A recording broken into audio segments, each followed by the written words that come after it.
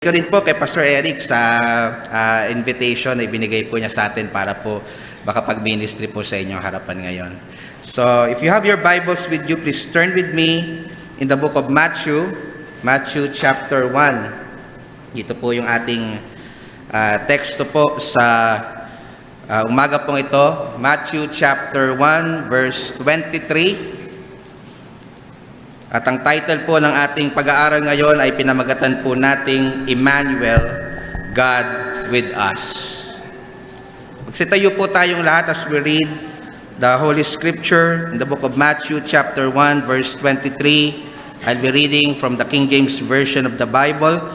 Behold, a virgin shall be with child, and shall bring forth a son, and they shall call his name Emmanuel, which being interpreted is God with us. Sa Filipino, narito ang dalagay, magdadalang tao at manganganak ng isang lalaki, at ang pangalang itatawag nila sa kanya ay Emmanuel, na kung liliwanagin ay sumasa atin ang Diyos. Pagpalain nawa ng ating Panginoon ang kanyang mga salita habang ito po ay ating binabasa at pinapangaral sa umaga pong ito. Makakaupo na po kayo mga kapatid.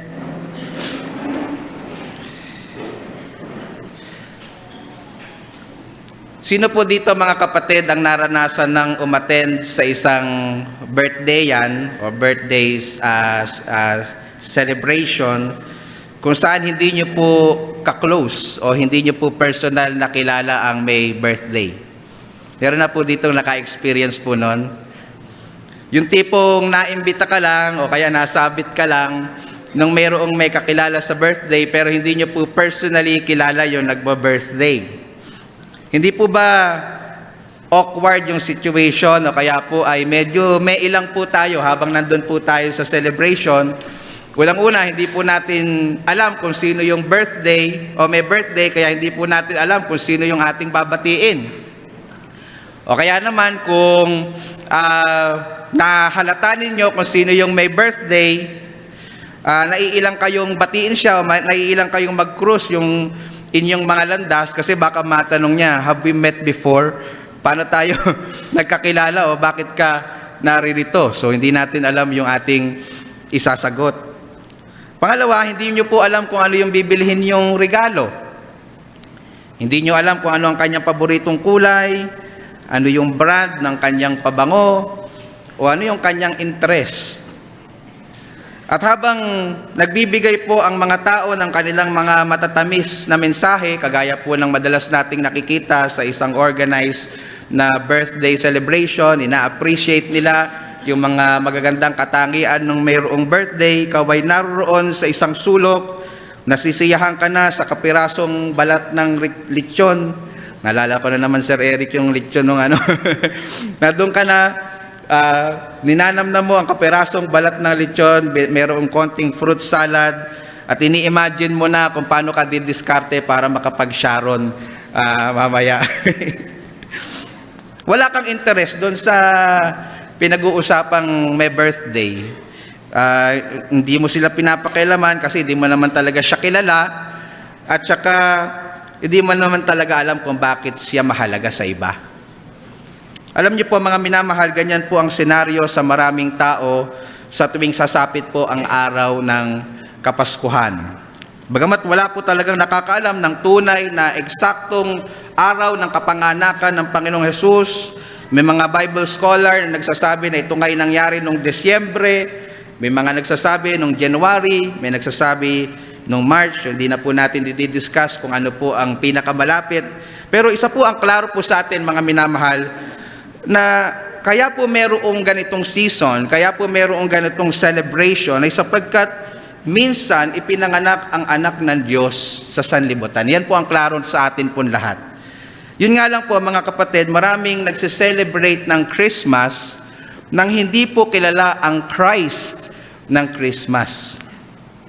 Maraming masaya po tuwing Pasko dahil lamang po sa kanilang mga regalo na kanilang mga tinatanggap, mga aginaldo na pwede nilang makuha, 13th month pay, na nakukuha po nila, masarap na mga pagkain na hinahanda po ng kanilang mga magulang, at lalo na kung medyo nagkakaedad na po ang mga magulang, masaya na po siya na nakikita niyang kompleto ang kanyang pamilya, ang kanyang mga anak. Pero hindi po ultimately nagkakaroon ng pagdiriwang dahil po sa ating Panginoong Hesukristo.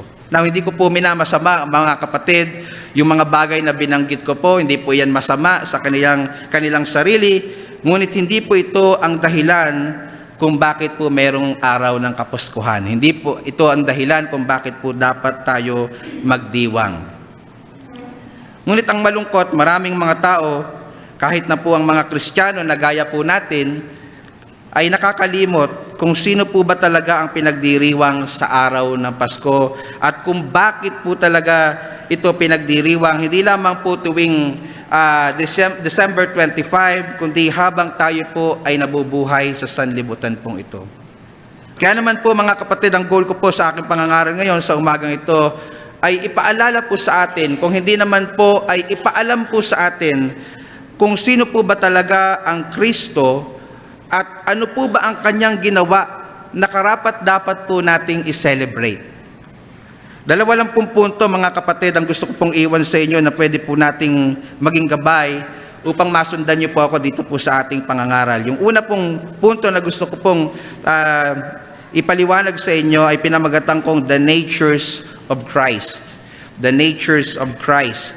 And secondly, the mission of Christ. So hayaan niyo pong ipaliwanag ko po sa inyo yung una mga kapatid, the natures of Christ. Yung talata po na ating pinag-aaralan ngayon, particularly in Matthew chapter 1 verse 23, ay hindi po ito originally isinulat ni Apostle Matthew.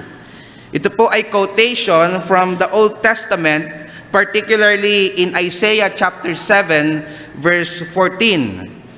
At dito po makikita natin ang purpose ni Matthew kung bakit po niya ikinuwento yung tungkol po sa kapanganakan ng ating Panginoong Hesukristo na siya po ay ipinanganak ng isang birhen na nagngangalang Maria in verses 18 to 25, at bagay na ipiniliwanag na po sa ating malinaw ni Pastor Ron sa kanyang preaching nung nakaraan.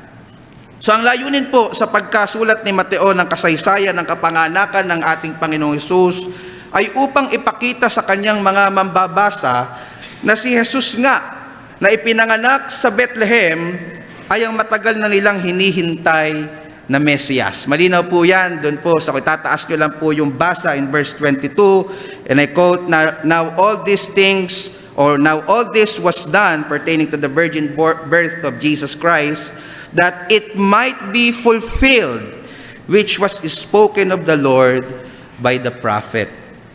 Sinasagawa po ito ni Mateo by quoting many passages from the Old Testament. In fact, kung bibilangin niyo po yung mga na-quote na passage sa Matthew from the Old Testament, ay umabot po ito ng mahigit 60 passages from the Old Testament. At ito po yung pinakauna na verse na kinote po niya from the Old Testament, telling his readers that Jesus is the fulfillment of these prophecies. Ngunit maliban po sa patutong ito, mga kapatid, makikita niyo po dito sa talatang sinitas ni Matthew from Prophet Isaiah ang mahalagang katotohanan kung ano ba talaga ang kalikasan ng ating Panginoong Hesukristo, o kung sino ba talaga ang ating tagapagligtas. Sa verse 23, makikita po natin ng malinaw ang dalawang kalikasan ng ating Panginoong Hesukristo. Na siya po ay tao, oo, pero at the same time, siya rin po ay Diyos. Pasinin niyo po yung verse 23, ang sabi, behold. Hinto po muna tayo sandali dyan. Alam niyo po yung salitang behold dito, mga kapatid, sa original language ay may ibig sabihin na to see or to calling the attention. Ito po ay 53 times na inulit-ulit dito po sa aklat po na ito, na madalas po pagka sinasabo po ito, mga kapatid, ay meron pong importanteng sasabihin ang nagsasalita na dapat po hindi mawaglit sa ating puso at hindi po mawaglit sa ating isipan, na dapat po nating maunawaan, na dapat po nating pakinggan, na dapat po nating ibigay ang ating buong atensyon dito po sa katotohanan ng ating pinag-aaralan. Ang sabi po ng talata, behold.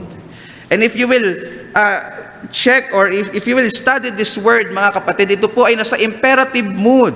Ibig sabihin, ito po ay pautos na sinasabi po sa atin that if we will neglect or if we take for granted this teaching, we sin.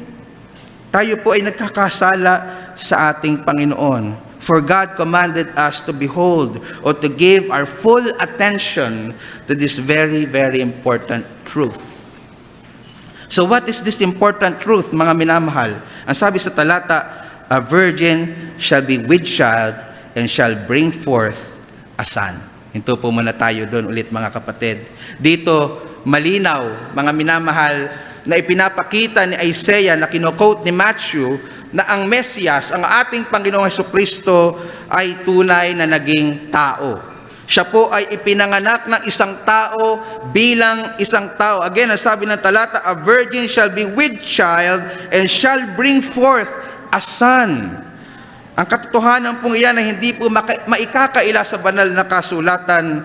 In fact, if we will just read the entire Gospel of Matthew, makikita po natin dito na hindi po nag-alinlangan, hindi po ikinahiya ni Matthew na ituro ang tungkol sa pagkatao ng ating Panginoong Hesukristo. In fact, doon pa lang po sa chapter 1, sa unang mga verses, makikita niyo po dyan ang lahi ng tao ng ating Panginoong Hesukristo, yung kanyang genealogy. At pagdating po sa chapter 4, verse 2, makikita niyo po dyan ang Panginoong Jesus ay nagutom gaya ng isang tao.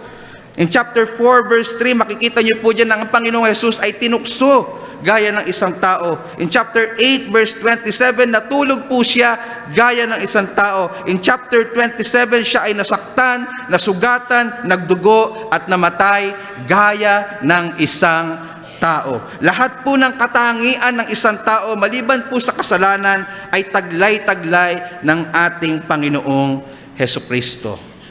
Ang sabi po sa Hebrews chapter 4, verse 15, and I quote, "For we have not a high priest which cannot be touched with the feeling of our infirmities, but was in all points tempted like us we are, yet without sin." Yet without sin.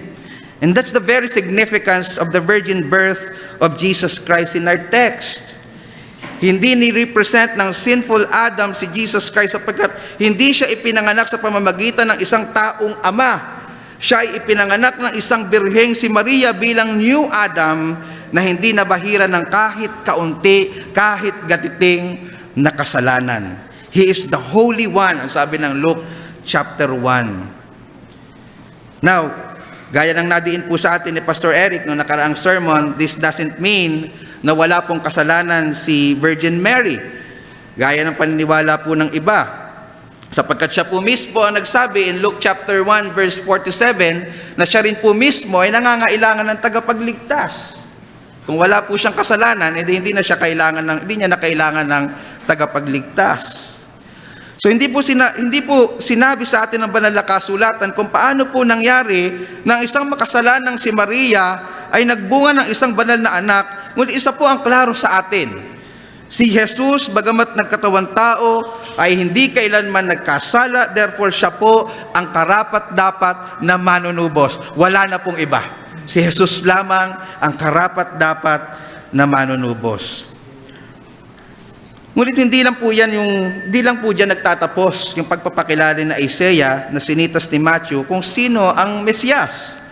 Siya din po, mga minamahal, ay pinakilala ng banal na kasulatan na siya din ay isang Diyos. Siya ay Diyos. And let's go back to verse 23. Let's go back to our text. Ang sabi po diyan, "Behold, a virgin shall be with child and shall bring forth a son, and they shall call his name Emmanuel, which being interpreted is God with us."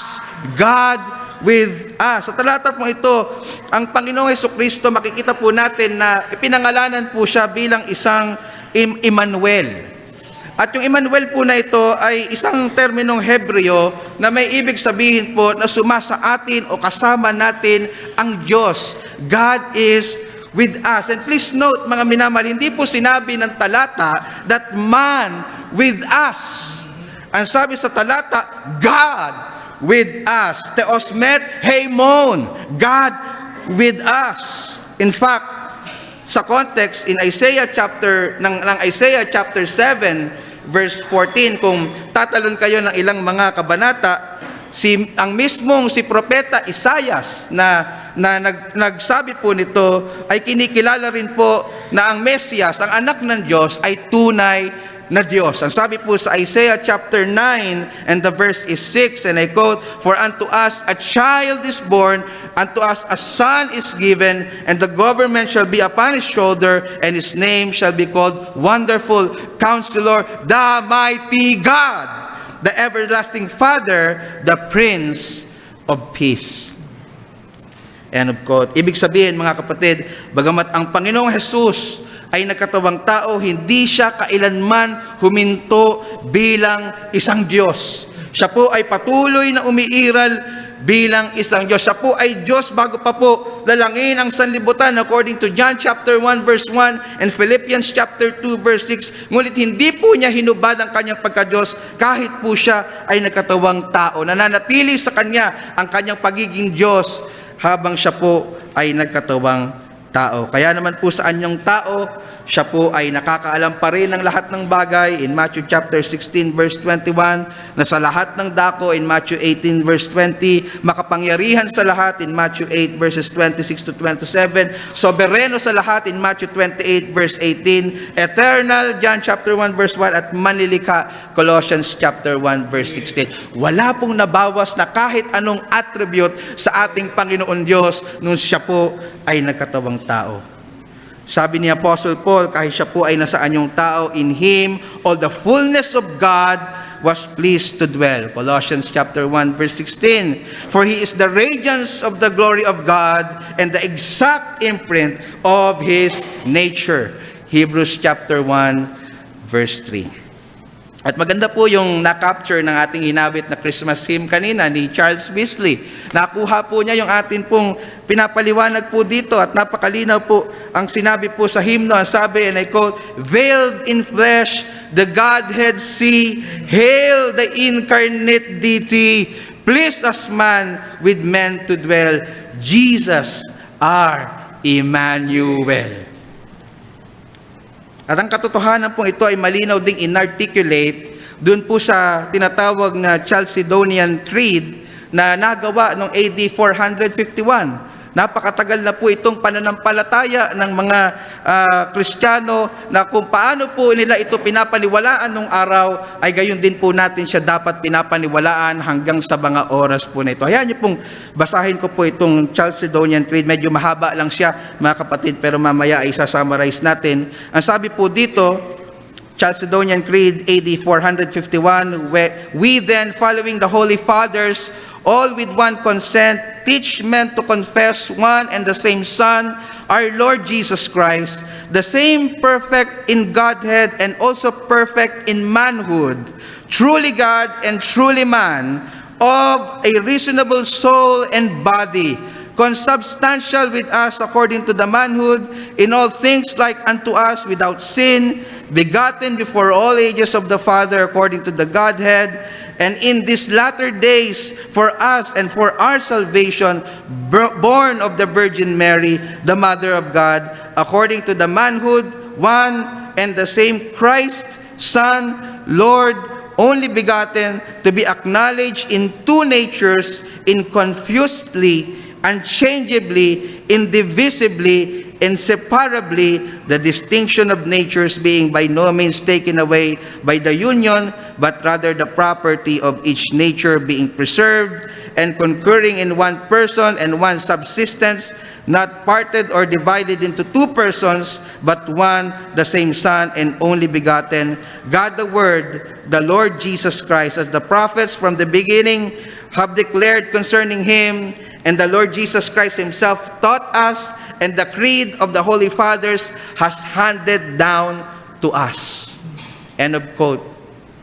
Yung mahaba pong creed na binasa ko ay medyo mahirap capturein sa isang upuan, pero maganda pong sinamarize po ito ni John Piper sa 5 bahagi.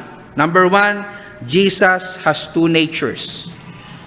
He is fully God or truly God, and He is also truly man.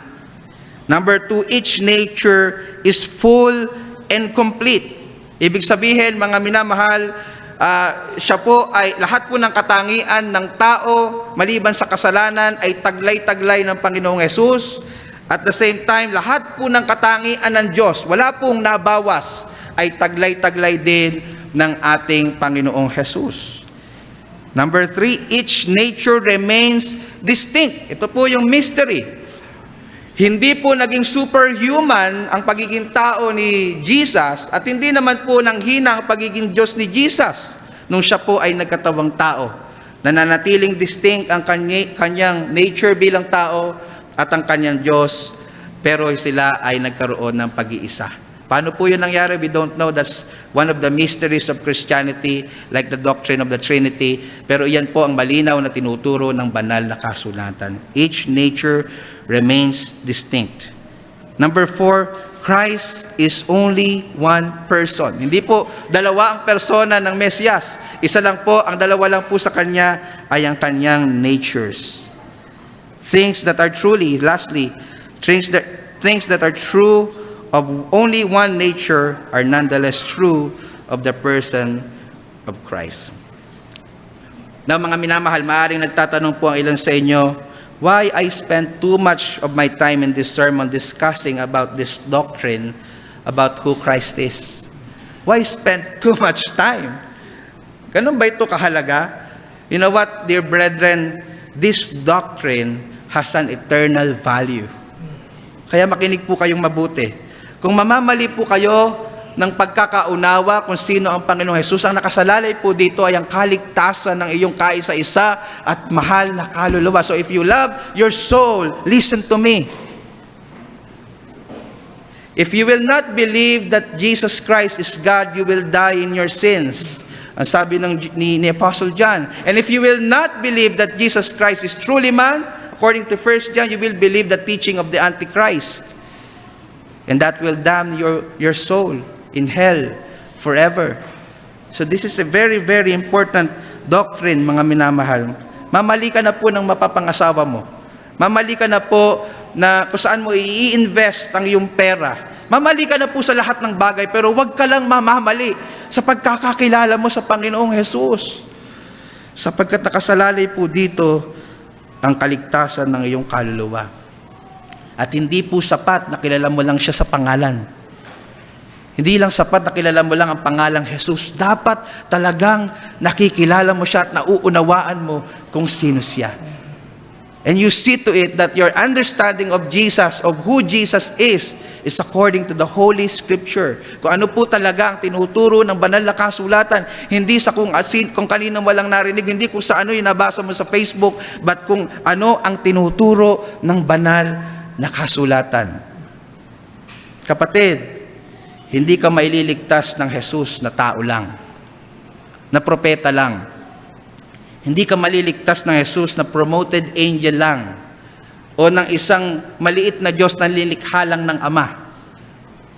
Ang Jesus na tunay na makapagliligtas sa iyo ay ang Jesus na Diyos at the same time ay tao, the God-man Jesus. Wala na pong iba. This is the only biblical Jesus na kailangan mo sampalatayanan upang ikaw ay maligtas. Kung hindi ito ang iyong pagkakakilala kay Jesus, hindi ka maliligtas. You believe to naniniwala ka sa isang idol. Ang tanong, mga minamahal, ito ba ang Jesus na kilala mo? Ito ba ang Jesus na sinasampalatayanan mo? Ito ba ang Jesus na sinasamba mo sa mga oras po na ito? So naaral po natin yung natures ng ating Panginoong Jesus. Let's now move on sa kanyang mission, the mission of Christ. Alam ko pong naklaro na po sa atin, I hope. Kung ano po ang layunin ng pagkakatawang tao ng ating Panginoong Jesucristo. Malinaw po yan sa binanggit ni Pastor Ron sa kanyang text in verse 21. Sa context, ang sabi niya, and she shall bring forth a son, and thou shalt call his name Jesus, for he shall save his people from their sins. Nakita niyo po yun, lalo na yung last part. What's the mission of our Messiah? To save his people from their sins. Si Jesus ay nagkatawang tao upang tayong mga makasalanan ay iligtas mula sa hatol, parusa at banal na puot ng Diyos kung tayo ay sasampalataya lamang sa Kanya. That's the mission. Ngunit gusto ko pong linawin sa pagkakataong ito kung bakit po mahalaga yung doktrina na ating pinag-aralan doon sa una nating punto, yung tungkol po sa Kanyang pagkatao at pagka-Diyos sa atin pong kaligtasan. Bakit po ba mahalaga na ang ating Panginoon Jesus ay nagkatawang tao? Bakit po ba mahalaga na nung siya'y nagkatawang tao ay nananatili po siyang Diyos para sa ating kaligtasan? Una, mahalaga po ang pagkakatawang tao ng Mesiyas upang mamatay para sa ating mga kasalanan. Ang sabi po ng Romans chapter 6 verse 23, ang kabayaran ng kasalanan ay, parang tulog na yung iba, ang kabayaran ng kasalanan ay kamatayan. And Hebrews chapter 9 verse 22, without shedding of blood there is no remission. Yan, salamat sa Panginoon at nagising na. So hindi po pwede ng ating Panginoong Jesus sa kanyang kalalagayan bilang Diyos ay mamatay sapagkat isa po sa katangian ng Diyos ay eternal. Hindi po siya pwedeng mamatay. Siya po ay espiritu according sa John chapter 4. So hindi po siya pwedeng magbubuo ng dugo para sa ating mga kasalanan. Ito po yung dahilan kung bakit nagkatawang tao ang ating Panginoong Jesus. Para magawa niyang mamatay, pagbayaran ng ating mga kasalanan at magbubuo ng dugo sa krus ng Kalbaryo. Maliban po dito, tao po ang kanyang ire-represent sa Ama. Tao po ang kanyang ililigtas, hindi po anghel. Hindi po hayop, kaya po siya hindi nagkatawang anghel o hindi po siya nagkatawang hayop. Tao ang kanyang pinili sapagkat tao ang kanyang ililigtas. Ganyan po ang malinaw na turo in Hebrews chapter 2 verses 14 to 17, and I quote, "For as much then as the children are partakers of flesh and blood, he also himself likewise took part of the same, that through death he might destroy him that had the power of death, that is the devil, and deliver them who through fear of death were all their lifetime subject of bondage. For verily he took not on him the nature of angels, but he took on him the seed of Abraham. Wherefore in all things it behooved him to be made like unto his brethren, that he might be a merciful and faithful high priest in things pertaining to God, to make reconciliation for the sins of the people." Yan po ang dahilan kung bakit napakahalaga ng pagkakatawang tao ng ating Panginoong Jesucristo. Kung hindi po siya nagkatawang tao, imposible po ang lubos na katubusan. Imposible po ang lubos na kapatawaran. Ngunit maliban po sa pagkakatawang tao ng Mesiyas, mahalaga din po ang kanyang pananatiling Diyos para sa ating katubusan. Maganda po ang paliwanag dito ng Heidelberg Catechism, question number 17. Bagamat we don't affirm ang lahat ng nakalagay sa katekismo ito because tayo po ay Baptist, pero mahalaga po o nag-a-agree po tayo sa punto pong ito kung bakit po mahalaga ang pananatili niyang Diyos nung siya po ay nagkatawang tao. Sabi sa question number 17 ng Heidelberg Catechism, why must He also be true God? And the answer, so that by the power of His divinity, He might bear in His humanity the weight of God's wrath and earn for us and restore to us the righteousness and life. Walang hanggan po ang puot ng walang hanggan Diyos sa kasalanan ng tao. Pwedeng hindi natin yan masyadong sineseryoso, pero sa isang banal na Diyos, seryoso ang kahit maliit na kasalanan sa tingin po natin. At walang sino mang tao ang kakayaning i-absorb ang full intensity ng galit ng banal na Diyos. Kaya kailangan na ang Mesiyas ay nananatili sa kanyang kalalagayang Diyos upang makayanan niyang tiisin, upang makayanan niyang mapagtagumpayan ang puot ng Diyos na nararapat sana tayo ang magdanas. At yamang siya din ay walang hanggang Diyos. Siya din po ay may kakayanang magbigay ng walang hanggang biyaya sa lahat ng sumasampalataya sa Kanya. Uulitin ko, walang hanggang biyaya. Ang sabi ni Apostle John, and of His fullness have all received grace upon grace. Unlimited grace. Oceans of grace.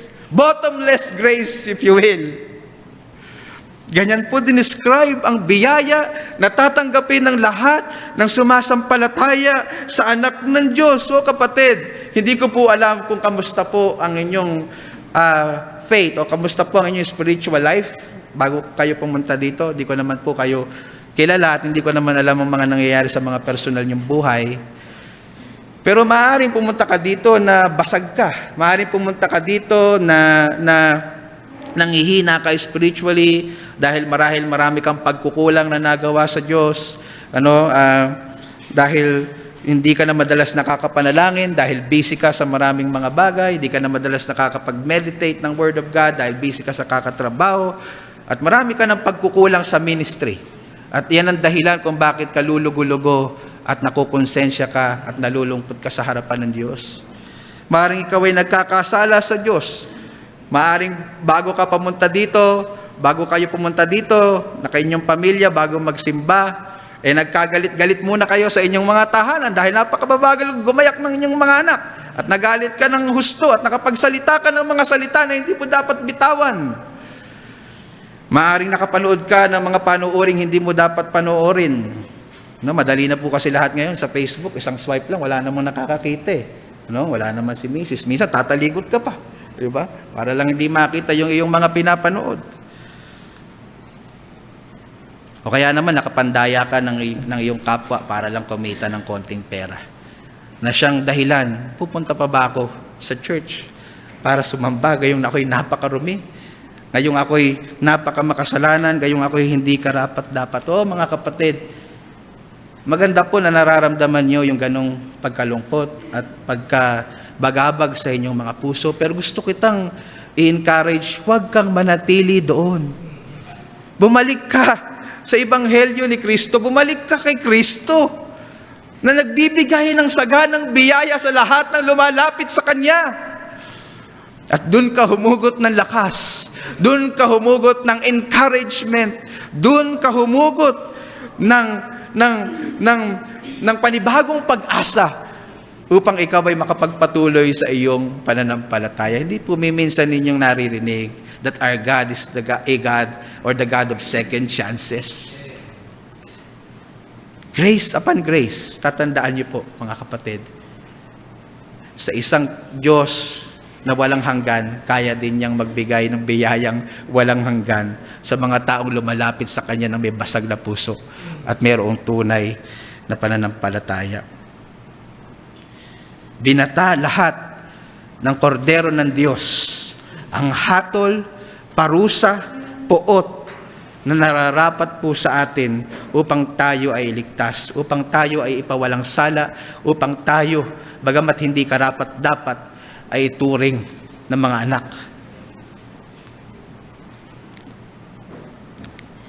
Napakasarap mabuhay, mga kapatid, na hindi ka natatakot magpantay ang iyong mga paa.